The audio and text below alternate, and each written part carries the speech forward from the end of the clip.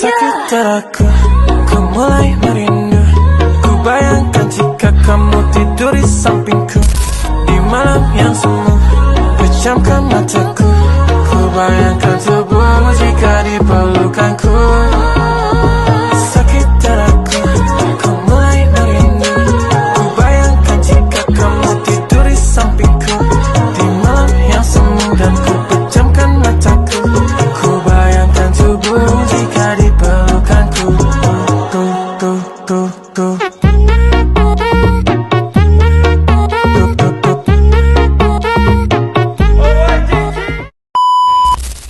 Tujuan pembelajaran kita kali ini yang pertama, memahami tren manajemen bakat, kedua, menganalisis keterlibatan karyawan, ketiga, mengidentifikasi kesenjangan keterampilan, keempat, menilai dampak demografi, kelima, mengadaptasi kompetisi bakat, keenam, mengaplikasikan psikologi dalam manajemen, ketujuh, memanfaatkan teknologi, kedelapan, mengembangkan analisis sumber daya manusia, kesembilan, memahami transparansi di tempat kerja.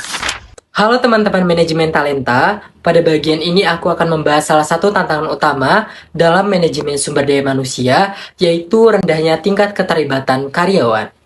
Kalau dilihat dari data yang ada, survei dari Gallup menunjukkan bahwa hanya 13% karyawan di seluruh dunia yang benar-benar merasa terlibat dalam pekerjaannya. Yang artinya teman-teman, mayoritas karyawan mungkin hadir secara fisik, tetapi tidak sepenuhnya merasa terhubung atau terlibat secara emosional dan motivasional dengan pekerjaan mereka. Nah, kira-kira kenapa sih bisa serendah itu keterlibatan karyawan dalam suatu perusahaan? Masalah utamanya itu ada dua. Yang pertama, banyaknya perusahaan masih mengandalkan evaluasi tahunan. Dan yang kedua, perusahaan juga masih terlalu fokus terhadap angka atau target, sehingga mengakibatkan karyawan yang ada di perusahaan mulai merasa lost connection. Padahal teman-teman, keterlibatan itu bukan sekedar hanya hadir secara fisik aja, tetapi soal koneksi, motivasi, apresiasi, dan mempunyai perasaan peran penting terhadap suatu pekerjaan. Yang selanjutnya ada kesenjangan keterampilan dan kekurangan bakat. Artikel oleh Richard Dodd, Susan Land, and Enu Madakar dari MC Kisney menyatakan bahwa pada 2020, dunia kemungkinan kekurangan 40 juta pekerja berpendidikan perguruan tinggi dan 45 juta pekerja dengan pendidikan menengah serta pelatihan kejuruan, terutama di negara-negara berkembang. Di negara maju, 95 juta pekerja mungkin tidak memiliki keterampilan yang dibutuhkan untuk pekerjaan yang ada. Survei Manpower menunjukkan bahwa 38% pengusaha mengalami kesulitan mengisi lowongan pekerjaan. Namun, solusi penyebab kesenjangan keterampilan masih menjadi perdebatan. Tantangan utama adalah ketidakpastian mengenai jenis pekerjaan di masa depan, di mana keterampilan yang dimiliki di perguruan tinggi seringkali sudah tidak relevan ketika lulus. Oleh karena itu, penting bagi karyawan untuk menguasai kemampuan belajar terus-menerus dan menerapkan keterampilan baru pada skenario yang berkembang. Baik, selanjutnya yaitu perubahan demografi. Menurut laporan Robert Eilerman dan Stephanie Smith membahas perubahan demografi yang mempengaruhi pasar tenaga kerja Amerika Serikat. Selama dekade mendatang, diproyeksikan 40 juta orang akan memasuki dunia kerja, 25 juta akan keluar, dan 109 juta akan tetap bekerja. Generasi milenial menjadi kelompok terbesar dalam angkatan kerja sejak 2016, mencapai 50% pada 2020 dan diperkirakan 75% pada 2025. Generasi Z juga mulai memasuki dunia kerja dengan lebih dari 25 juta orang di Amerika Serikat. Tingkat partisipasi tenaga kerja terus menurun secara bertahap. Sementara organisasi harus beradaptasi dengan perubahan nilai, sikap, dan harapan generasi baru yang semakin cepat. Yang keempat, perubahan wajah kompetensi bakat. Di masa lalu, persaingan tenaga kerja terjadi berdasarkan keterampilan, senioritas, atau lokasi.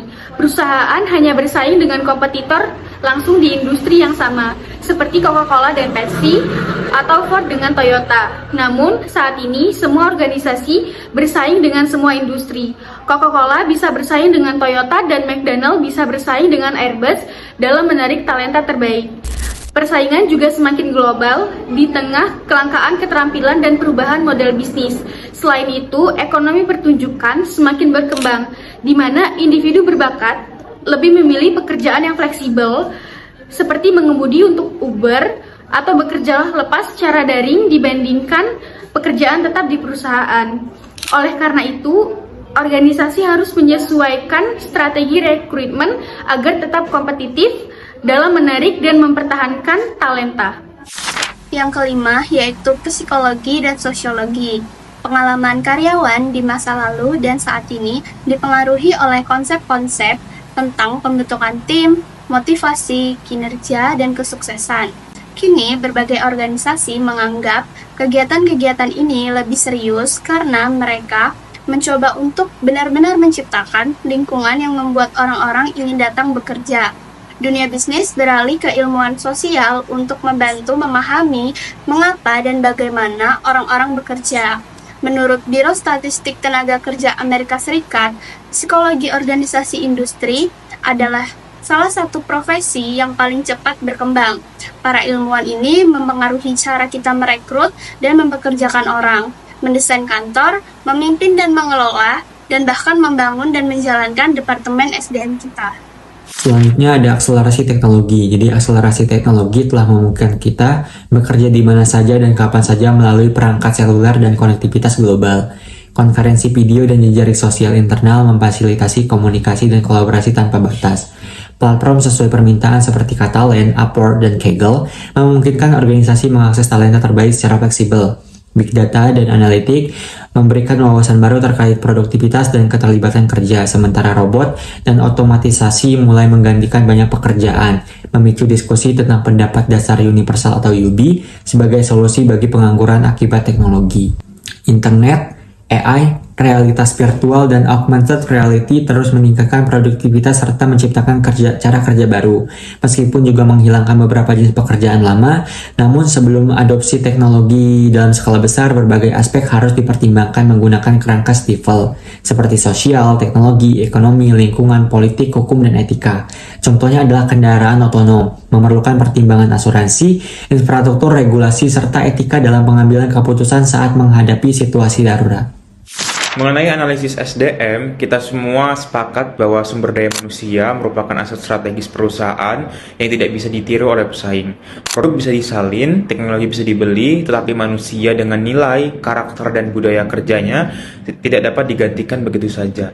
Inilah yang membuat SDM menjadi keunggulan kompetitif utama dalam jangka waktu yang lama. Namun, untuk mengelola sumber daya manusia secara efektif, kita tidak bisa lagi hanya mengandalkan intuisi. Di era digital, pendekatan berbasis data menjadi sangat penting. Dengan data, kita bisa mengambil keputusan yang lebih tepat seperti dalam hal rekrutmen, pengembangan, hingga retensi karyawan. Data membantu kita melihat tren, memprediksi masalah, dan merancang solusi yang lebih akurat.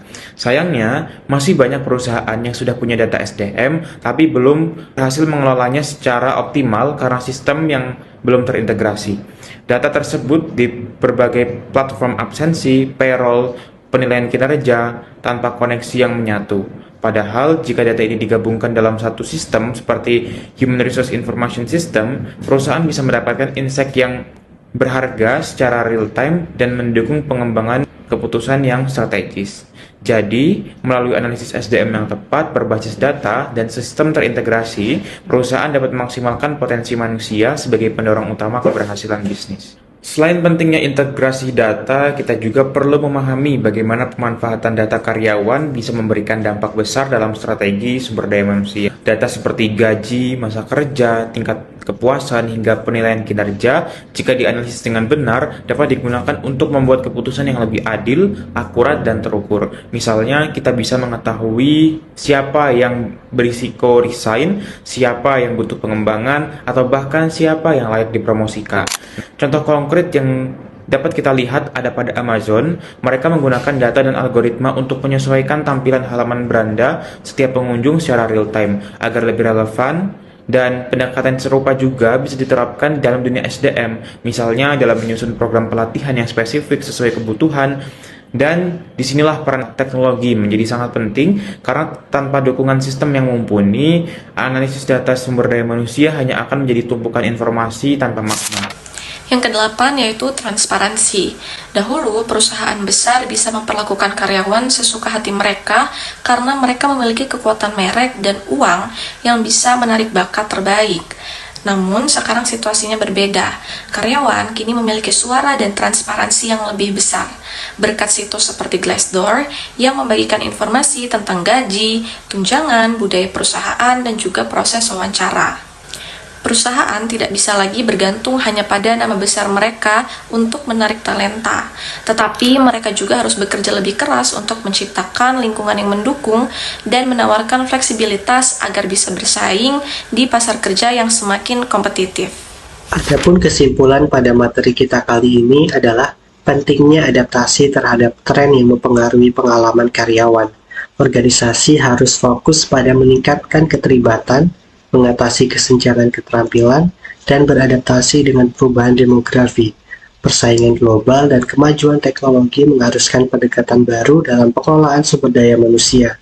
Penerapan psikologi dan analisis data dapat membantu menciptakan lingkungan kerja yang positif dan transparan. Dengan memahami faktor-faktor ini, organisasi dapat menarik dan mempertahankan talenta yang berharga.